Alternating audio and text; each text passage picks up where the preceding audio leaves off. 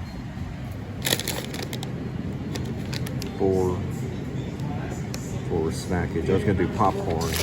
What's this? The flavored hot. Might be okay. It's a flavored hot style. It's 2. So we're looking at 1, 2, 3, 4, 5, and then 6. It's 11. 1, 2, 3, 4, 5. So promotion. Huh. Let's see. Yeah, because there's tags. Subtitle. Promo savings. Alright, so that's 1. We're gonna go with 1 with that. So we got 1, 2, 3, 4, 5, 6, 7. Not bad. Alright, looks like $1 day at 7-Eleven. Got out of there at 11:58 with all this. Bunch of chips and dehydration, or rehydration. And of course the Red Bull, everything, 11:58. That's like better than a grocery store. Better than a grocery store. All right, $1 deal day. You can see it right here, 7-Eleven. And we're taking like a lot of different items. Got some grape rehydration. We got the Red Bull for caffeine. Got more of the rehydration drinks. They're basically body armor drinks for $1. Then we got a few, whatever that is, just some basic pizza slices. All right, so when we sell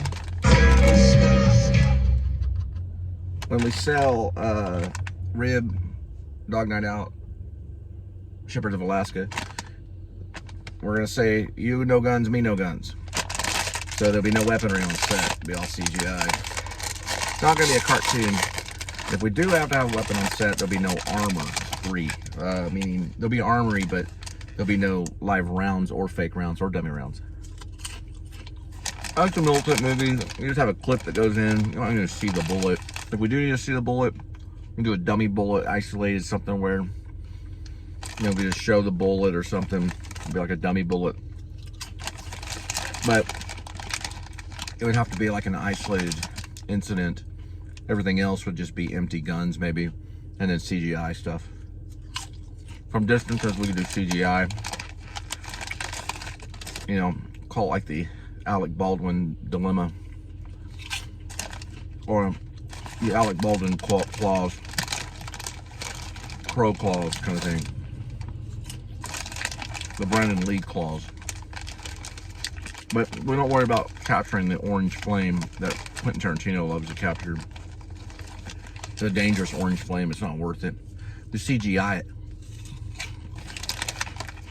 The story's more important than the weaponry. If they want to watch real live armor go off, there's hundreds of thousands of that on YouTube and all kinds of live sites where they show that all day long.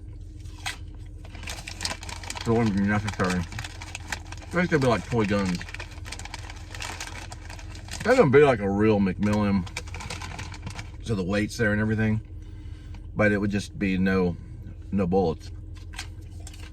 Now, any bullets get on set, they're immediately fired. We have like 5 different companies doing Armory, investigating the other one, like Internal Affairs. So all the Armory people will be constantly investigated, and they'll also have constant live stream cameras on them too. At all times, 24 hours a day, most likely, till the shooting's done. I mean, the filming. Till the film is finished. It'd be very like Internal Affairs within on set, like Armory and stuff. They'll have a drug tested background. They'll basically be like almost like nuns, if they're gonna be female. If they're gonna be male, they probably all have to have like some theological training, psychological training, things like that. This crow / Alec Baldwin stuff's gotta stop.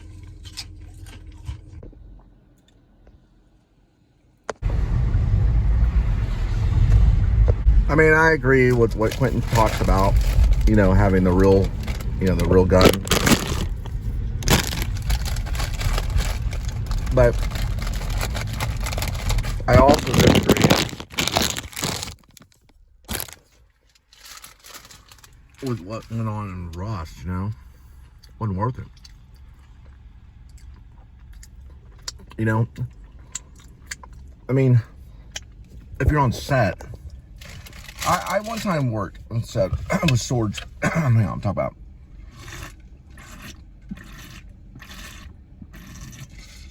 And we worked on set with swords, but they were decorative swords, which I thought was kind of dangerous. They weren't like sharpened to be sharp, but they had to put tape on them and stuff.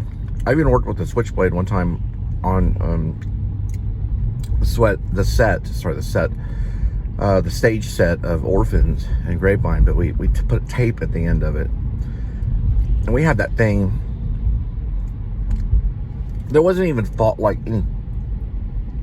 there were no falling scenes, so there was no like wrestling with the knife, but the knife was pulled out and the switchblade came out, so it was like you could see it.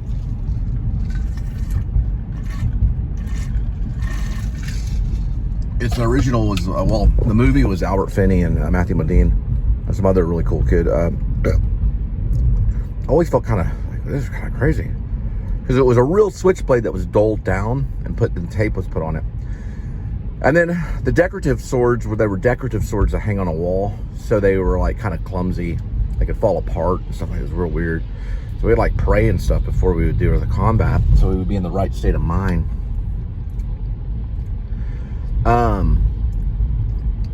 I think those were the most dangerous. There has been a time when I was on set with a gun that was X-Files. So it was shown to me. So hang on. So it was shown to me. So I was playing a patriot that was kidnapped by another, I guess it was another militia member or something crazy, and then run through the FBI headquarters like with a gun taped to my back. So the gun was duct taped to my back. So the procedure they did was they opened the barrel of the gun, and the armorer looked down the barrel of the gun. Then he showed me the barrel of the gun. This is after what's his name?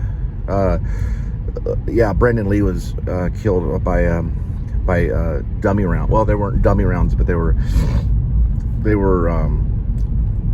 live fake rounds. So they were not real rounds, but they were, I guess they call them live rounds, but they're fake. So they call them blanks. Yeah, because the blank got stuck into the gun and the projectile shot out the next bullet, and that's how they used it. It was just the same as a bullet, only it was stuck inside the barrel. So they have to show the barrel.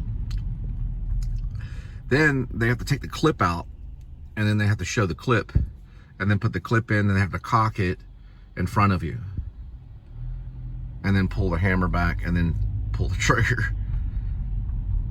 And it's not even cocked. So they go through the whole procedure right in front of you, so that you know for sure there's not a bullet in there. So they show it to you, show you the inside of the chamber. You can see through the light. Then they show the,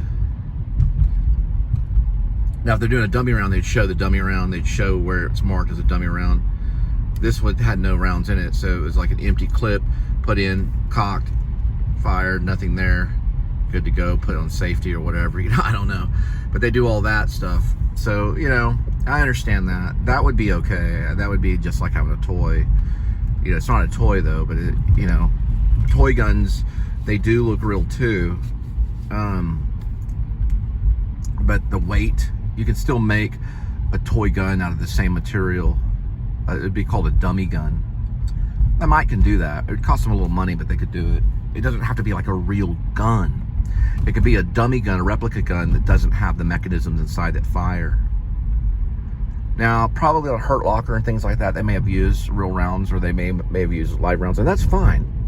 But it's not like needed. Now, there is sniping sequences. So there are sniping sequences. I know they'd probably talk me. There'd be like a big argument on which way you should go. But it's more about what goes on with the actors than it is what goes on with the gun. Here he is. He's super. A good old kitty. Let's see here. Got ourselves some kind of pizza. Okay, right here. Oh yeah, we haven't had that. I haven't had those before. It's a double struck. It's a double crusted pizza. We got tons of this stuff here. Like Merry Christmas and Happy New Year. Look at this right here. Yeah, I'm rolling, kitty. And then we got, okay. Ugh. Watch out, kitty. Merry Christmas. Oh, pretty much this right here. Oh yeah, that'll work right there. And we got this. Yeah. So ideally you put the sauce. There's like, you can put sauce on it. It's a double crust pizza. So a lot of times they put this kind of sauce on it right there. Pretty good. All right, Jed Wilson, and Droopy. They eventually get on the mountain, okay, and he teaches them to shoot 3 arrows, okay. So, Shroom or Mrs. Shroom releases a cage down below the mountain, and the bear starts to go straight ahead, pretty much toward the North Star. So the first arrow flies before the bear and lands, has a beacon on it. Second goes to the left of the arrow and lands. And Jed shoots the other one, it goes to the right and lands, so Droopy can see. They all have beacons, they shoot out sonar, they all travel. So the bear goes through the triangle of these, they're all shot about 100 yards apart or more. When it goes through that triangle, it's in a hot zone. He says you press this button, press that one, and drone takes off. And it knows exactly what to do. It's an electronic computer drone. Flies overhead, starts first getting photos. Then it gets in close with a mic, but it doesn't have to get too close, but it can direct sound, just like in Conversation with Francis Ford Coppola. They get footage for surveillance and video, photos, and sound. Then the drone releases these little honey packets, so the bear can pick up the honey packets. Those represent pretty much like the bombs. So it can send out, he goes, okay, that's one, right? Now we're going to do it again, but this time we're going to send out 50 of them. And then the bear goes again. He shoots one arrow, sends another arrow. He says, press this button. He presses it. 50 drones go flying over. They drop a payload of honey on that bear to make that bear like Winnie the Pooh. That represents the carpet bomb attack from the drones. All right? Now we know what we're dealing with. So those beacons shoot off a sonar. They all 3. It's in a 3 hot zone. And you can see exactly the dimensions of the bear on the laptop, see everything about the bear. Once those drones get over and they get closer, they can hear the bear, they can hear the bear's heartbeat, and they can get video of little bugs or whatever that may be on the bear's skin. Heightened video. This is big time surveillance. That's why later on, when Coppex messes up, he ends up in his underwear in Fairbanks, Alaska at a 7-Eleven. You know guns, me no guns, done it. So after he shoots off those 50 drones, he flies over, he drops a lot of those honey packets to give that bear a good walloper. He changes the name of Bailey. Now the bear is called Bailey the Pooh Bear. And that's what he tells Jed. He says, now his name is Payday. Whoops, sorry. Payday Bailey the Pooh Bear. Watch all this honey go flying. All his packets of honey is flying. Now the bear doesn't know what to do. He's like in heaven. Then Miss Shroom, I would call her Little Shroom. Miss Shroom takes a little chain, puts it on the bear, and then Jed takes out his whistle and blows the whistle. The bear turns and knows exactly to go back to the cage. They use the bear as a guinea pig on their weaponry. It's a circus bear, but he could be scary too. But Miss Shroom, she ain't afraid of him. All right, so we got that down. You know guns, me no guns.